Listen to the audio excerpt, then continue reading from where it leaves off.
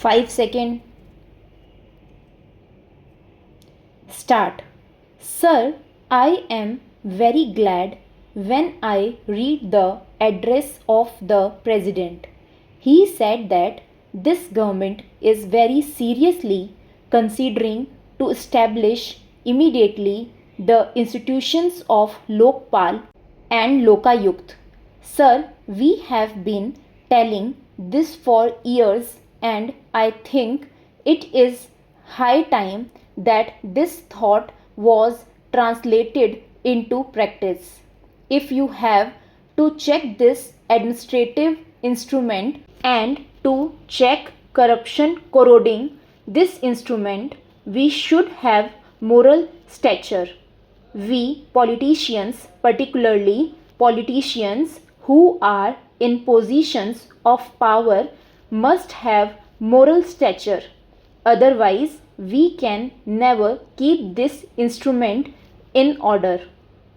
And unless this instrument is put in order, the whole problem is going to be complex and we will not be able to solve the economic crisis.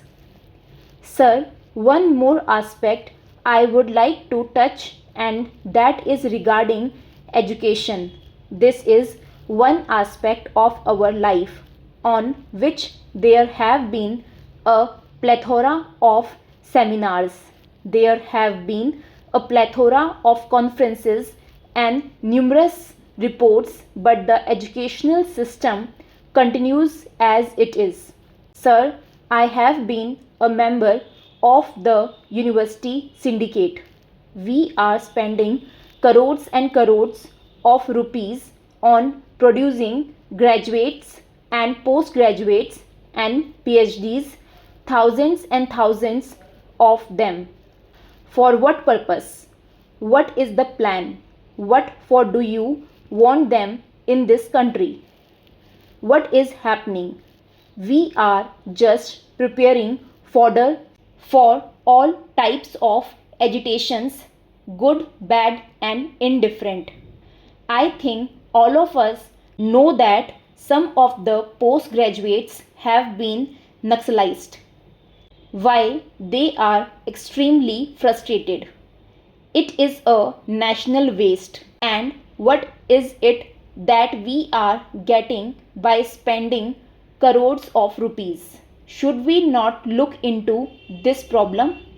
Sir, I would prefer if the government can close down all these colleges for, say, 10 years, which would perhaps be more useful for this country. Let them train people for some independent living. Let us train them to make a living instead of making them graduates and postgraduates with no goal of life, with no practical knowledge, making them absolutely frustrated and desperate. The third important thing which I would like to touch upon is the problem of soil erosion. I am sorry, people are not realizing the dangers. People have been writing articles on soil erosion. Recently, I happened to meet a scientist on soil erosion. I do not know whether it is an exaggeration, but still, what he said was that soil erosion is taking place at such an alarming rate that within 15 to 20 years, the Bhakra Nagal Dam will be completely silted up. Forests are being destroyed. Is the government thinking about this? When forests are being destroyed, the climate is changing. There is imbalance in rainfall. There is drought or there is flood. This is upsetting the economy because our entire economy depends on monsoon. Forests are being destroyed Unless this problem is attended to, we will not be able to achieve the socio-economic objectives of the 8th plan. Sir, in conclusion, I would say that once again I congratulate our finance minister. He has said at the end in the first part of his speech that the government is resolved to eliminate smuggling, black marketing, tax evasion, and various other things. Sir, the extent of tax evasion in this country and the extent of tax arrears in this country, are they not a blot on the tax administration? A few years ago, 15 years ago, we used to say that the income tax officer was an unapproachable person. Today, he is the most flexible and the most easily manipulated person. How much money is being evaded? Perhaps if we check this tax evasion, we need not have to resort to imposing taxes on bidis, cigarettes, and all these things. How much money is being drained away through tax evasion? Just because the income tax officers have only one thing in their mind, that is their self-interest. Take the Central Excise Department. Sir, if the collector of Central Excises has to get a regular amount of money from each circle, then what is the Central Excise Department for?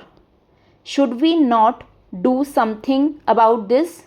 The finance minister in his speech has discounted the prophecies of doom, but the budget alone cannot work miracles.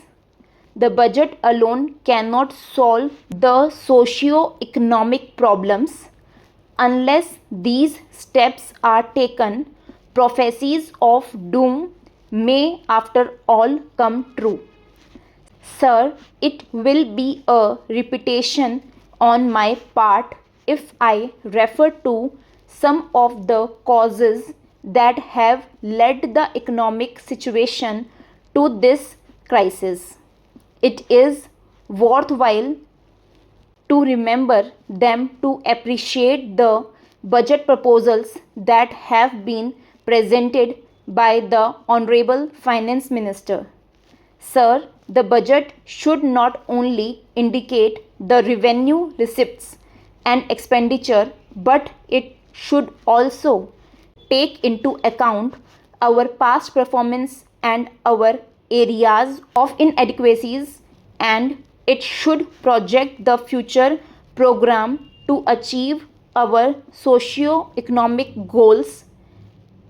An efficient budget is that which does not raise the cost of living of the masses.